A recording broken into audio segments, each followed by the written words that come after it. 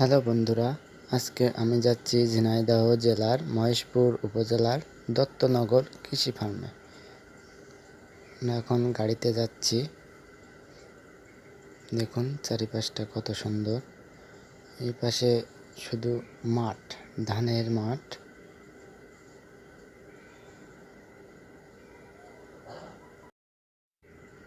চলে আসছে এই যে গেটে, মেন গেট। এখন এই গেট দিয়ে আমরা ভিতরে ঢুকবো। এই যে এই গেট দিয়ে এখন ভিতরে যাওয়া যাবে। চারিপাশে গাছ, এই যে পেছনে মাঠ।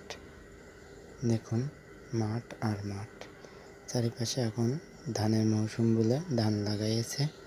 এখন আমার পেছনে দেখা যাচ্ছে চারিদিকে শুধু ধান আর ধান।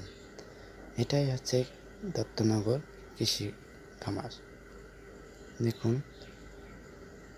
এই পাশে দেখুন, যেদিকে যত দূর চোখ যায় শুধু ধান। রাস্তাটা অবশ্য ভাঙা, তারপরও এই ভাঙার ভিতর দিয়ে আমরা রওনা দিচ্ছি যেখানে ইত্যাদি হয়েছিল দত্তনগরে, সেই জায়গায়, সেই বটগাছে, সেই বটতলায় বটগাছ দেখার জন্য। রাস্তাটা ভাঙার ভিতর দিয়ে অনেক কষ্টে গাড়িটা চালানো হয়েছে। আমার এই পাশে যে সরকারি একটা বাসভবন।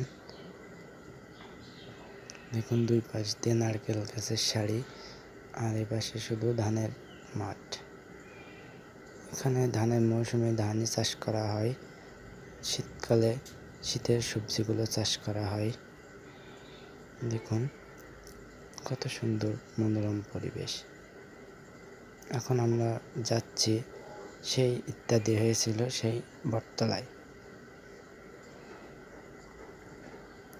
এপাশে আম বাগান দেখুন, আমের সময় অনেক আম ধরে। এই যে আমরা চলে আসছি অবশেষে সেই বটতলায়।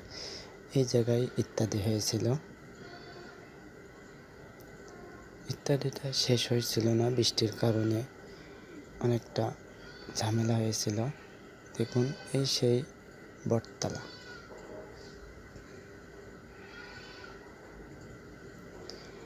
বটগাছটা অনেক বড়, আর এখানে বিকাল হলে প্রচুর লোক আসে ঘুরতে। দেখুন এই সেই বটতলা, অনেক সুন্দর মনোরম পরিবেশ।